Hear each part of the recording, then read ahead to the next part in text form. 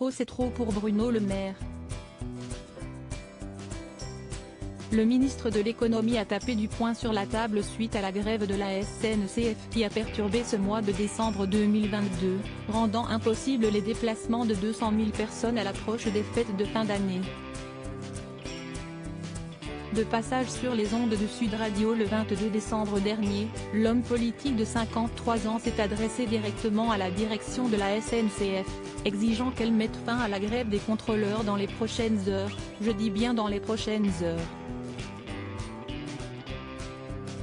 D'après nos confrères du Canard enchaîné, cette sommation n'a pas échappé à Elisabeth Borne, qui a lancé, moqueuse et agacée par le patron de Bercy, « Merci, on n'y avait pas pensé avant. Bruno Le Maire n'est pas vraiment la tasse de thé de la première ministre. » Selon les révélations de l'Express en juillet dernier, leur relation serait plutôt tendue. Si est un type qui, primo, donne des leçons à tout le monde, secondo, ne prend pas son risque aux législatives, tertio, laisse sa circonscription filer dans les mains du Rassemblement national.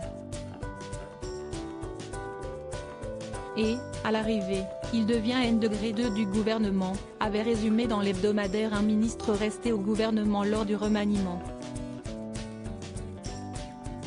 Elisabeth Borne lui aurait ainsi lancé un jour au « Bruno, il y a un ministre en fait, tu es au courant ?»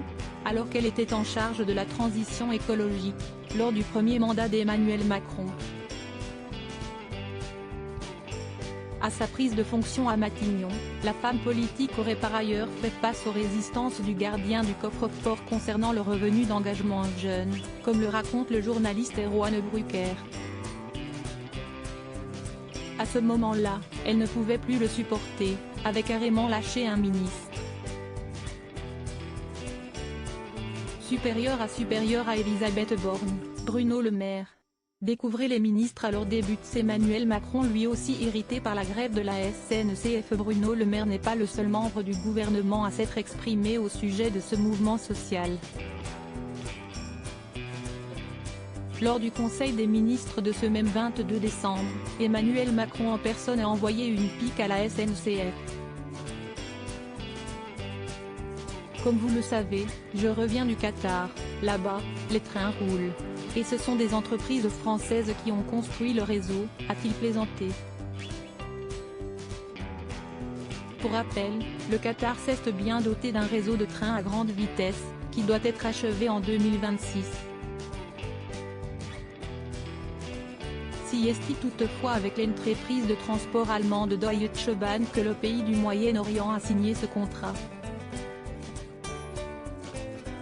Le président a donc confondu les trains à grande vitesse et les métros de Doha, la capitale, réalisés par deux entreprises françaises, Keoli et la RATP.